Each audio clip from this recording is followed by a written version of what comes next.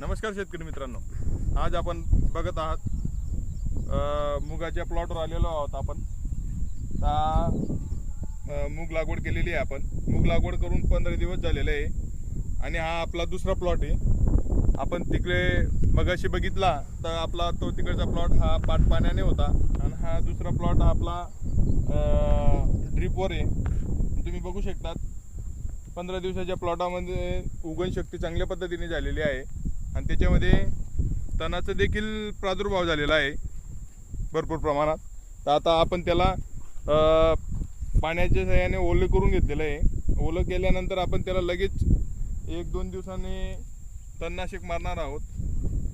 त्यानंतर लगेच मुगाला फवारणी घेणार आहोत, अळीनाशक, त्यानंतर जिब्रेलिक ॲसिड आणि एक चांगल्या पद्धतीचं टॉनिक घेणार आहोत त्याला.